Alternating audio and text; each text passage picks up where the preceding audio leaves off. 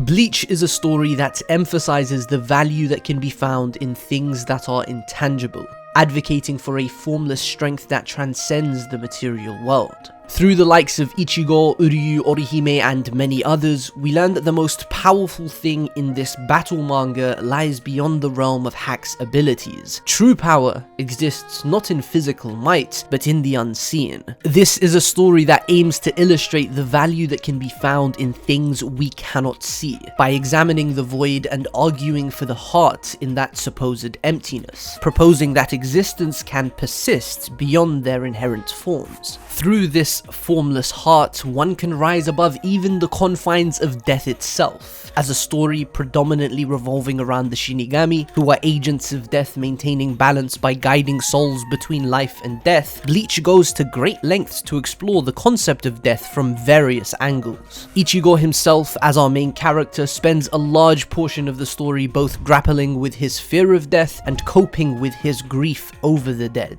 At its core, Bleach is a study of mortality, the finite, and human connection as the only means to become infinite. The most infamous page in all 74 volumes of Bleach is this one. A blank canvas featuring the characters for Kokoro-ka in the center, which can be best translated to the heart. This empty page marks Ulquiorra's death, the embodiment of apathy recognizing what it means to feel. That is not to say he never did feel, he simply does a terrific job at concealing this fact, not just from others but also from himself. Like many others in the story, Ulquiorra is a character marked by irony. He navigates through life with the belief that what cannot be seen does not exist, whilst being the most loyal follower of Aizen among the Espada, a figure defined by illusions and duplicity. He spends his entire life defined by nothingness, only to evolve past this short-sighted perspective when it was far too late, when he actually became nothing. But as Kubo painstakingly argues over the course of this story, becoming nothing is not the end of things. Through the heart, people can persist beyond their fixed shapes. Even without a form, they can remain in the hearts of those they leave behind. This hollow being who was born in darkness has only ever desired connection, a relationship that transcends the transactional give and take he has always known and lies somewhere more personal. To fill the void represented by the hole in his chest, Ulquiorra's signature move in combat is to pierce through the center of his victims. He does this to Ichigo twice in hopes of teaching him what despair looks like, which only further reinforces the many contradictions of this man who supposedly denounces value in that which cannot be seen. Becoming despair is Ulquiorra's attempt at mocking the concept of the kokoro, the single most important idea in the entire story. Here, kokoro is translated to heart, but the term in Japanese is ambiguous and doesn't serve a single definition. Rather, it signifies a concept that encompasses various definitions.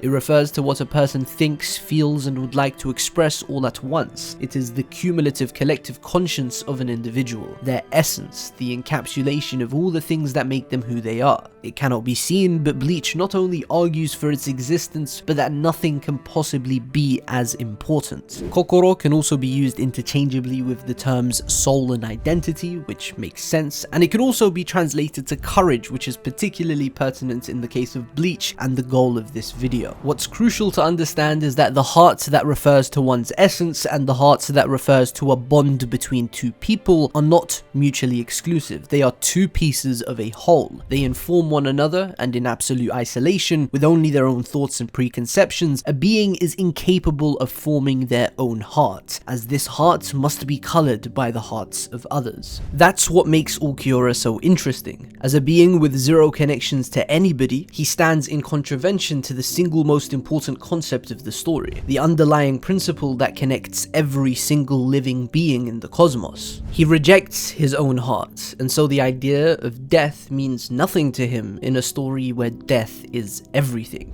Ulquiorra's fatal flaw is in how he conflates the material with meaning. For something to matter, it must be made of matter. It must be something he can see. For something to be real, it must be physical. which just makes me think back to one of his earliest scenes, where he gorges out one of his eyeballs and crushes it to share his memories of the brief battle against Ichigo. Turning a memory into a recording he can share with Aizen inherently contradicts his beliefs, as the whole point of memories specifically is that they are something beholden to the one who experienced them. Aizen's behavior in this scene, despite being someone Ulquiorra literally gives himself to, runs in complete opposition to his materialistic views, since Aizen essentially draws meaning from something he does not actually see. In general, Aizen's character is largely concerned with questioning the truth you can see, the bounds of reason and meaning, how these things evolve and devolve over time, and how everything is ultimately a construct, where the strong determine the hard facts of the world. This is perfectly demonstrated when he attacked the Kyototsu, a being Gin described as a creature of reason that cannot be destroyed by spiritual pressure. But this is only a truth that Gin has been told, something he has never had reason to question until Aizen broke the fabric of that truth in front of his very eyes and created a new truth. For Ulquiorra, whose very first experience seems to have been his birth as a Vasto Lord, the only truth he has ever known is that which is reflected upon his eyes. Before his mask cracked and he awakened as an Arrancar, Ulquiorra had no mouth, which meant he couldn't speak nor eat. The defining quality of a Hollow is its insatiable appetite, their need to consume souls to fill the void in their hearts and quench their endless hunger. But Ulquiorra, who embodies the very essence of Hollow existence, literal nothingness, physically cannot satisfy this hunger. Instead of filling the void in his heart, he becomes it, and completely rejects the belief that this heart must be filled. That left him empty,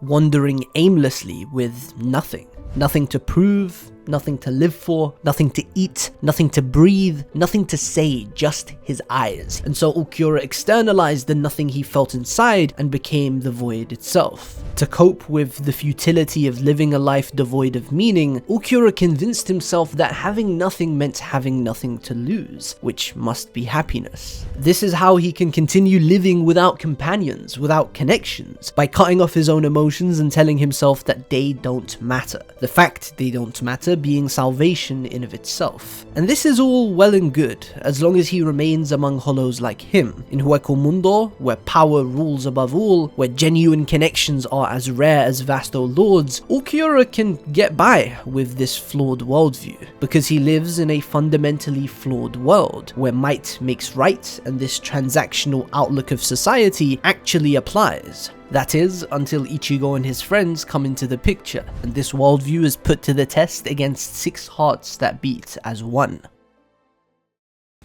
On the other side of the coin, we have Kaien Shiba, one of Bleach's most effective low screen time, high impact characters, whose role in the Arrancar saga is intrinsically tied to Ulquiorra's conclusion. Kaien is the antithesis of the void. He is the story's token of connection, the first character to vocalize the philosophy of the heart, the idea that you must never die alone so that your essence can remain beyond death in the hearts of your loved ones. In the same way Ulquiorra questions Orihime as to where the heart can be found, Kaien questions Rukia. And in the same way Ulquiorra reaches out to Orihime, Kaien holds out his hand to Rukia, proclaiming that is exactly where the heart can be found. Ukitake's philosophies are what gave birth to Kaien's. As is repeated 3 times in the story, as early as chapter 22 the first time, Ukitake believes there are 2 kinds of battle, those to protect lives and those to protect honor. This is his own outlook as captain of Squad 13. In the context of the Seirete, which is a city of demigods in a realm of death who serve as agents of death as they maintain balance, honor can be a very important thing. Shinigami are to believe that they are the ones that keep the world free from chaos and disorder, and if they are to truly commit themselves to this cause, they should wholeheartedly believe in what they fight for. That is Jushiro's belief. However, protecting lives and protecting honor don't have to be mutually exclusive, as Kaien himself makes evident in how he personally embodies Ukitake's teachings as his lieutenant. Both of them boil down to the same idea,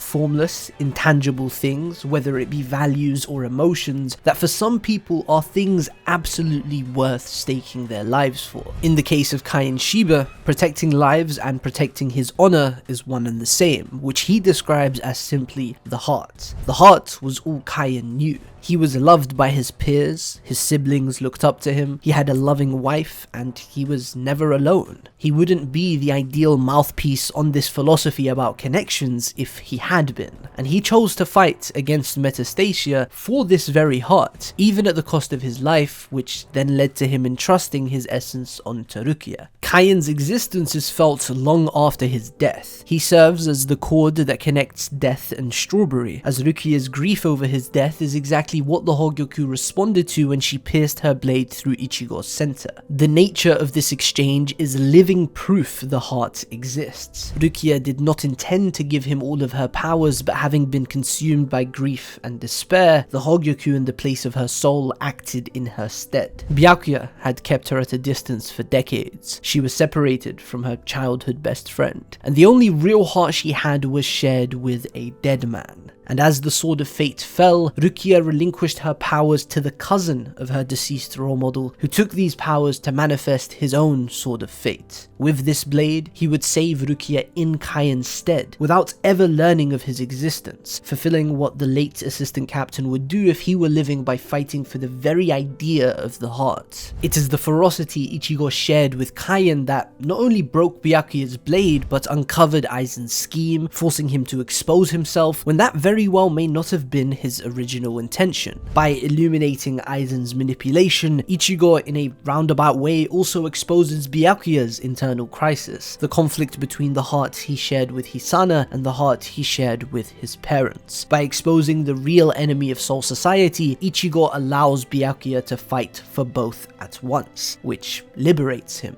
Just as Rukia's will to live was reinvigorated through these hearts formed, the Arrancar saga puts her newfound resolve to the test, manifesting the object of her horrors into an enemy that haunts her. Rukia never truly overcame her grief, and in front of her stands a monster who has taken hold of Kaien's spiritual body and uses that same form to make requests that ridicule everything Kaien stood for. Just as she stabbed through Kaien's center on that fateful rainy night, a parasite that has taken hold of his body returns the favor. And that's exactly when it happens. This is one of the clearest examples of Kubo distinguishing between the body and the heart, the form and the formless. Although Kaien's literal spiritual body made of reishi has been possessed, he died long ago. Even if his own Zanpakuto remains, he will never take that form that Rukia knew. And yet, it's the things that cannot take tangible form that allow Kaien's body to finally be put to rest, and his heart to persist, even beyond death. Recollections, memories in the distance, a conversation between two people, one living, one dead.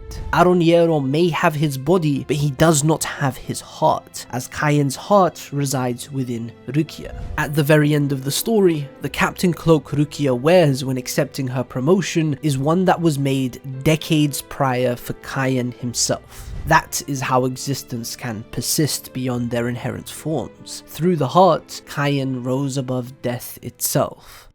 The Lust chapters is where these ideas of physicality and spirituality synthesize in the climactic showdown between hollow and human. The center of the chest is the location of one's spiritual center in Bleach. It's where the kokoro would theoretically be if it was something tangible. And so, to push Orihime to the brink of despair and break her belief in Ichigo beyond repair, Ulquiorra kills Ichigo with his signature move for the second time. To hammer home the futility of the heart, Ulquiorra pierces his chest and leaves him on the ground to die. But for reasons incomprehensible to the Espada, Orihime still tries to save Ichigo, and when she realizes she does not have the power to do so, she begs his corpse for help, and the corpse responds. Ichigo's heart takes physical form and shatters every one of Ulquiorra's beliefs. White, who resides within, both Masaki and Isshin's influence, his desire to protect his loved ones, all of these aspects of Ichigo's essence manifests in physical form as an instinctual beast with a single objective: to protect, to live up to his name and the promise he made.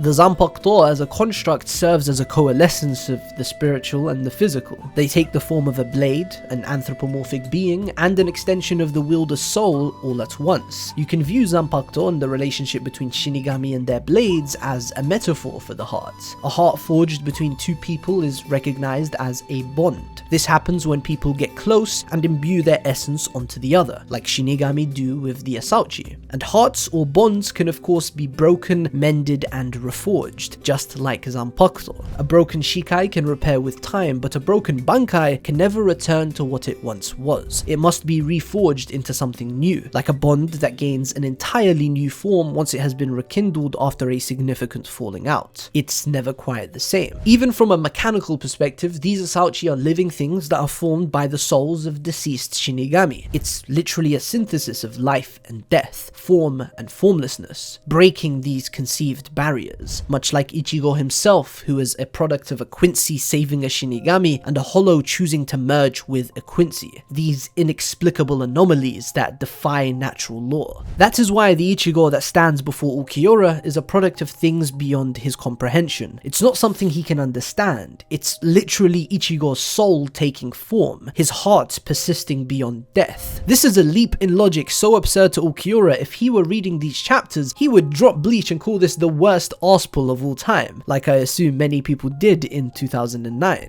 This thing standing in front of him completely shatters all of his preconceptions. It's real. It means something. It's reflected upon his eyes even though Ichigo can't be alive. As previously stated, Ulquiorra actively tries to be completely devoid of any emotion, but he feels nonetheless. His disgust in Noitara's words, how Ichigo angers him, how Orihime's unwavering belief in the love of her friends is absolutely beyond him.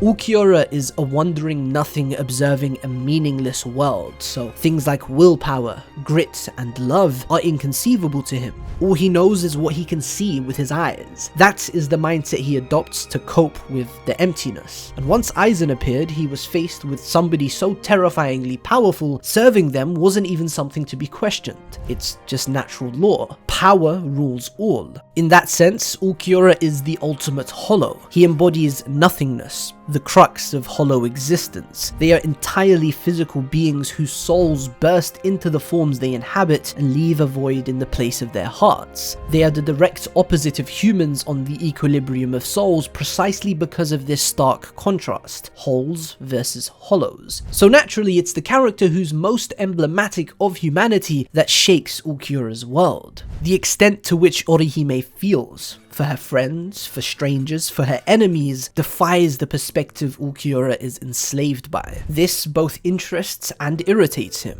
as Aizen's army do not pull any punches in the psychological torture they place her under, yet she never wavers. She never falters. What's most ironic is that Orihime completely attributes this lack of fear to the heart she shares with her friends, the emotional connection formed with her companions that Ulquiorra clearly yearned for at birth. Orihime recognizes that the heart shared with her friends made her commit to this suicide mission, and that same heart was always going to cause her friends to stake their own lives in trying to rescue her. The heart Orihime shares with Ichigo is a particularly intimate one precisely because of their shared experiences, the deaths that destroyed their childhood years. Volume 3's poem is one of the only instances in the story where rain is framed under a more positive light. As a symbol of sadness and despair, rain generally has very negative connotations, but on this day, the rain brought Ichigo and Orihime's hearts together. Both of these tortured souls are forced to confront the bodies of their deceased parental figures, Ichigo his mother and Orihime her older brother. They share their pain.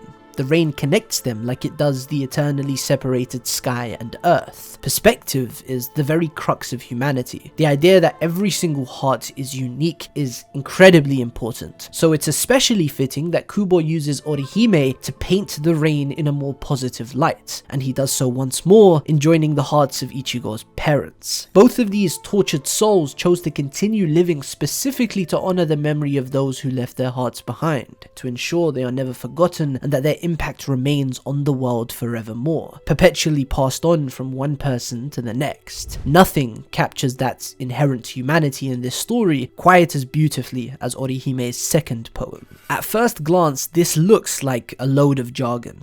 And of course, so much of its intrinsic poetic value is completely lost in translation, but I believe the heart of this poem is relatively simple. The only thing you need to consider is that it's a number pun with many homonyms starting with 1 or ichi and progressively climbing to 5 or go. We have not one in common and no two things can be alike. This is simply arguing that everybody is inherently unique, in perspective, in form, in heart. The third eye is an obvious nod to the Buddhist concept of enlightenment and mystical insight, something all humans lack as they are ultimately bound by their inherent perspectives. The fourth direction represents death, the loss of hope, as the number 4 is a homonym in Japanese for that which lies at the end of the road for all of us. Death is behind us all, collectively following every living being. It is what makes existence a collective to begin with, the one thing every single soul shares in. And the fifth is yet another homonym, as much like the go in Ichigo's name, it can both represent the number 5 and the kanji for protection. The fifth is at the heart, which exists beyond death and must be protected. Ulquiorra's second poem goes on to confirm this, as the fourth Espada, the story's personification of death, personally attributes the 7 deadly sins to his heart, ultimately proving that the heart can exist beyond death. Lust is the sin most heavily emphasized in this poem, as lust is synonymous with desire. For the one who embodies nothing, to desire anything is diametrical to everything Ulquiorra has convinced himself he believes. It's not that he desires something specific, rather I believe Ulquiorra desires the very concept of desire. He lusts for anything while having lust for nothing. Every chapter of this volume is titled to correspond with the 7 deadly sins in the same order as the poem, and in the envy, Ichigo notes that Ulquiorra's movements had become more predictable. Before he was like a stone statue, impossible to read, but now he can see his moves. And so he asks, am I able to predict those things because I'm closer to a hollow, or have you become more human? This expression at the end of the chapter answers Ichigo's question better than any word ever could. These two beings quite literally switch places. When the heart he shares with Orihime gives life to his lifeless body, Ichigo officially completely destroys Ulquiorra, physically and figuratively. In a twisted way, this merciless slaughter is Ulquiorra's salvation, as it means more than his life ever has. The fact that this human became just like him, gaping hole in the center of his chest, high-speed regeneration, using sonido, firing seros, it all broke the bounds of truth as he always perceived it. He is freed from the boundaries of rationality that limited his scope, and recognizes there is value beyond such things, beyond what he can see. This is of course a dramatic low point in Ichigo's personal journey, a moment that almost betrays everything he stands for, and as such the sheer heart on display when he regains his body is further intensified. Ichigo seeks a blade that can shatter fate itself. He seeks agency, to exert his freedom in a blade of pure, unrelenting will. Not this blade. Not a blade that lacks any semblance of choice.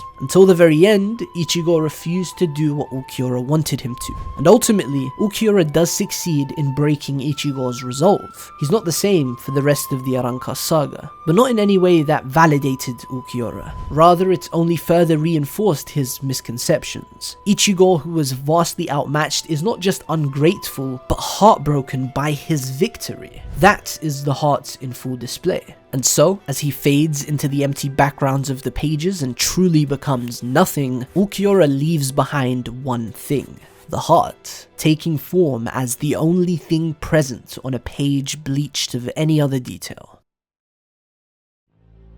While Ulquiorra's surname is an obvious nod to the devil, Yhwach is a Trinitarian deity, the father of the Quincy, the son of the Soul King, and the Holy Spirit whose soul resides in all of his children. While Ulquiorra's eyes reflect nothing, Yhwach's eyes reflect everything. The Almighty allows him to not only observe all possible futures like grains of sand, but actively change them. While Ulquiorra manages to keep living by convincing himself that nothing matters, Yhwach clings to life because everything matters, and everything is his to take. Both of these beings were born in darkness, with a complete lack of senses. Ulquiorra crawled his way out of the void and took the lives of those who shunned him. Those hollows were pure black, dark, grotesque monsters eating something. and Ulquiorra had a distinct white form, destined for isolation without a mouth to eat, let alone communicate with. Yhwach, on the other hand, was the one who was pure black, and had no means of survival, and yet the people around him worshipped him all the same. That's the primary distinction between the two. Ulquiorra was seemingly powerful, while Yhwach was a defenseless mortal, but in clear defiance of the rational. The Hollow was incapable of forming a heart, while the Quincy formed many before ever gaining any agency. By the time his unhearing ears began to hear, Yhwach discovered the people around were calling him by the name of the god they worshipped. He decided to take that name for himself. Although Yhwach is cut from an entirely different cloth to Ulquiorra, one thing is for certain. They are both products of their environments. And that is perhaps true for every single character in this story. That being said, Yhwach is not like any other character. This is one of the few transcendent beings in the world of Bleach, those who exist in a class of their own. He is the king of the Quincy. Almost every single Quincy is inextricably entangled with Yhwach as his child. They share a heart, whether they'd like to or not. Yhwach exists in them all, in their blood and in their souls. To many Quincy, Yhwach is their savior. To some, he is a myth that has only ever existed as hearsay.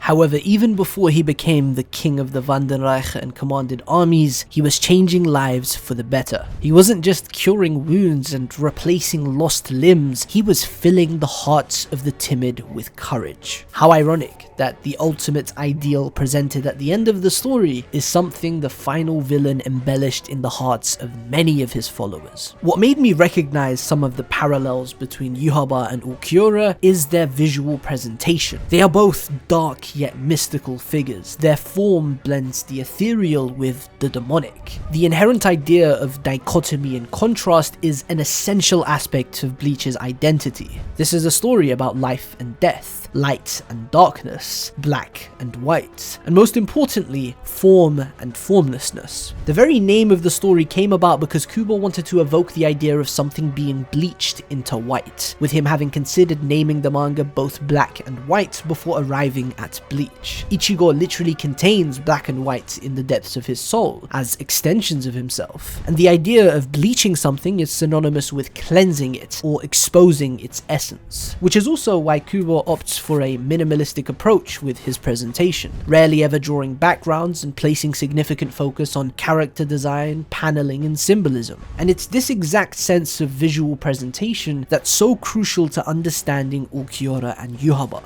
It is intrinsically tied into their identities, and what they both use to try to overwhelmingly force Ichigo to submit in the face of their despair. In the realm of manga, black is form. Applying this idea to the two who personify despair is incredibly enlightening. Whether it's rejecting meaning or destroying balance, the goal of these two men is ultimately the same: to rob the world of the very idea of dichotomy. Ulquiorra's materialistic approach to living and navigating the world ascribes meaning only to form, that which can be reflected upon his eyes. That is why he rejected the heart, because it's invisible and intangible. But Yhwach's eyes allow him to literally see the formless. The Almighty gives him sight over people's very hearts. Think of what someone's decisions mean in the context of the heart, in a world inherently shaped by people's choices. Yhwach is not fate itself, rather he assumes the role of fate within Ichigo's life and the world at large. But the future does not lie on a single path, it is like grains of sand.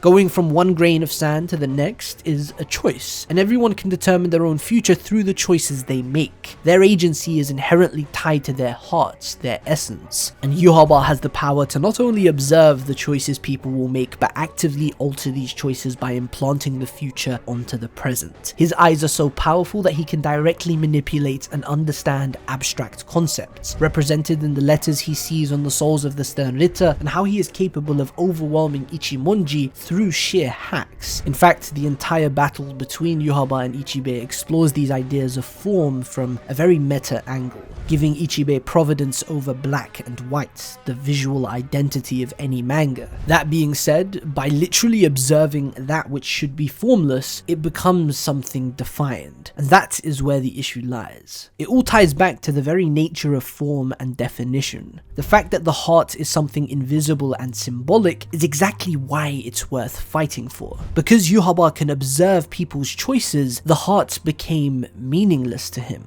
By turning it into something tangible that Yhwach can manipulate, the Almighty destroys the concept of the heart. That is the closest thing to despair in the world of Bleach. As the one who can picture everything, Yhwach becomes the painter of everyone's fates. He uses the future to determine their present, literally robbing his enemies' capacities to move forward. When thinking about the Lush chapters and the final battle side by side, there are several connections that can be made. The former begins on the ground and rises above the sky, while the latter begins above the sky and then descends to the ground. In both cases, the final location is tied to a construct of Aizen's making, above the false sky of Las Noches and within the false soul society of Aizen's illusions, at least for everybody besides Ichigo, who was not under the effects of Kyoka Suigetsu. Uryu and Orihime serve central roles in both battles, although Orihime's role as a support is something Ichigo actively encourages and depends on against Yhwach, while it was something he rejected against Ulquiorra. But while Ulquiorra tried absolutely everything in his power to break Ichigo, he was incapable of truly showing him despair. Yhwach, on the other hand, was more than capable, even if his victory was short-lived. They both aimed to destroy Ichigo's heart, Ulquiorra piercing the center of his chest while Yhwach broke his bankai, the ultimate power that synthesizes the physical and the spiritual. While Ulquiorra broke Ichigo's horn to mark the end of the battle, Yhwach took it for himself to use as a weapon.